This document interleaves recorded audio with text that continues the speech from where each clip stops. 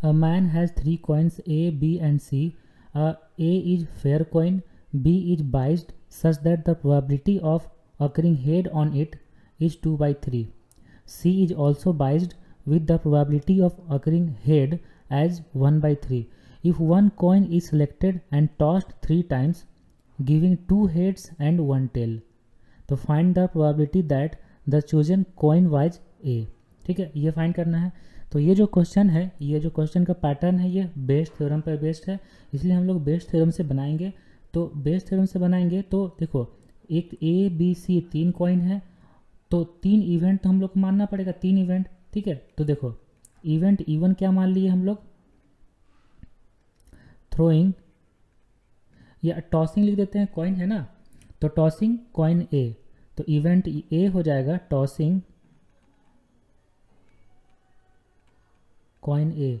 ठीक है, तो इवेंट ए जो है कॉइन ए को टॉस करना है, तो देखो टॉसिंग कॉइन ए से लिखना ज़्यादा अच्छा रहेगा, सिलेक्टिंग कॉइन ए। ठीक है, सिलेक्टिंग कॉइन ए। तो अब इवेंट E2 क्या हो जाएगा, इवेंट E2 हो जाएगा सिलेक्टिंग कॉइन बी, और इवेंट E3 हो जाएगा, इवेंट E3 सिलेक्टिंग कॉइन सी, ये होगा। इसके बाद if one coin selected and tossed 3 times giving 2 heads and 1 tail, देखो गिविंग 2 हेड्स एंड 1 टेल को एक अलग इवेंट बनाना पड़ेगा, तो इवेंट ई मान लेते हैं,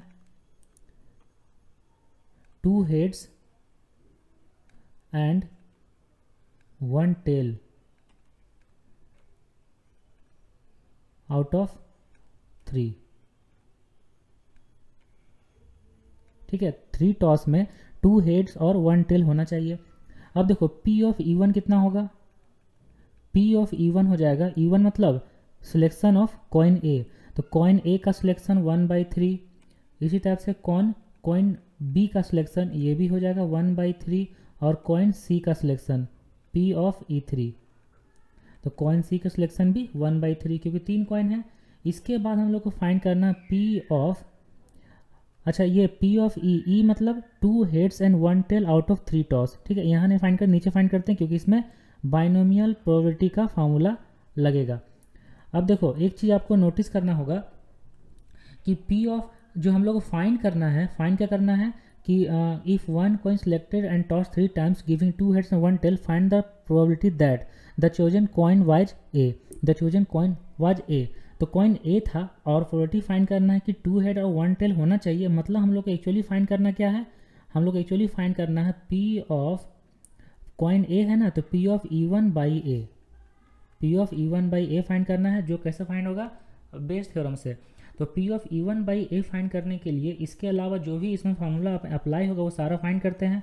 देखो हम लोग को फाइंड करना P ऑफ, अच्छा E1 बाई ई ना होगा यहाँ पे, ए नहीं E1 बाई ई होगा, क्योंकि E है 2 हेड्स एंड 1 टेल का, तो P of E1 by E.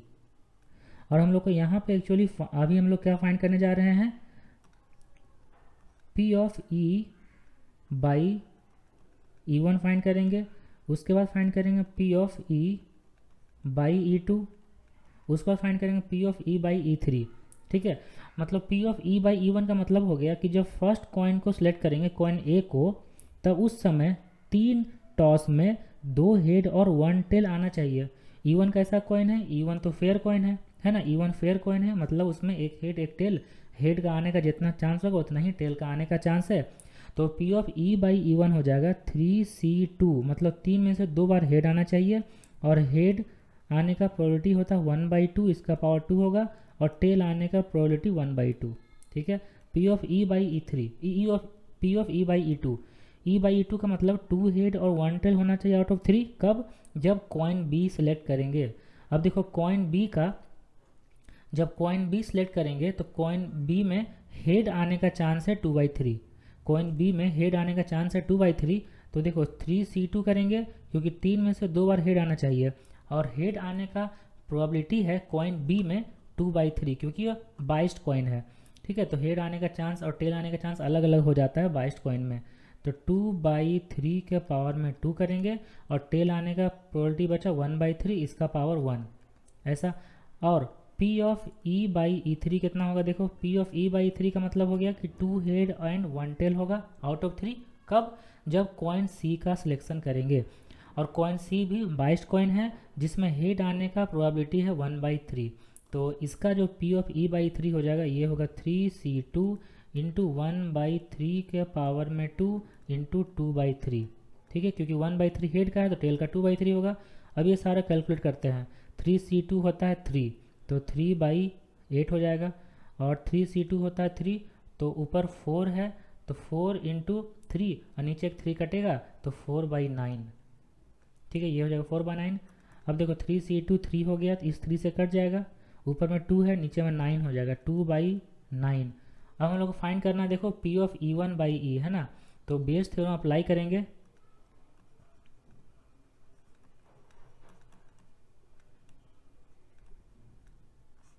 तो बेस थ्योरम अप्लाई करते हैं और लिखते हैं P of E one by E. तो P of E one by E होगा P of E one into P of E by E one by, और जो तीनों केस है वो तीनों यहाँ पे, मतलब P of E one into P of E by E one plus P of E two into P E by E two plus P of E three into P E by E three. ठीक है ना, ये Bayes theorem का formula अभी लिख दिए। अब सारा वैल्यू यहाँ पे सब्स्टिट्यूट करते हैं हम लोग। पी ऑफ ई वन मतलब selection of coin A 1/3 into P of E by E one. तो P of E by E one find किए हैं 3/8, तो 3/8 यहाँ पे लिखते हैं 3/8 बाई, यहाँ वही सेम चीज़ 1/3 इंटू 3/8 प्लस, और यहाँ 1/3 into E by E to 4/9 plus 1/3 into, और यहाँ 2/9 होगा। देखो 1/3 ऊपर से कॉमन लेंगे, 1/3 नीचे से 1/3 सब में कट जाएगा, ऊपर बचेगा सिर्फ 3/8, और डिवाइड में होगा 3/8 4/9 2/9। ठीक है, तो इसका एलसीएम लेंगे तो 72 हो जाएगा, और यहाँ बचा कितना 27, यहाँ हो जाएगा 27, और 9 8 8 4 जा 32, 9 8 8 2 जा 16। ठीक है, तो 3/8 है तो 3/8 लिखेंगे, और यहाँ लिखेंगे 72 बाई, ये सबको ऐड करना है, तो 7 और 2 9 और 9 और 6 15 5 1 3 2 5 1 6 1 7, तो ये हो जाएगा 75। अब देखो 3 से अगर कट करेंगे 75 को तो 25 होगा, और 4 से कट करते हैं 2 टाइम्स में 8, अच्छा 8 से तो कट हो ही जाएगा ना, 8 से 9 टाइम्स में 72, तो देखो आंसर कितना आ जाएगा 9/25।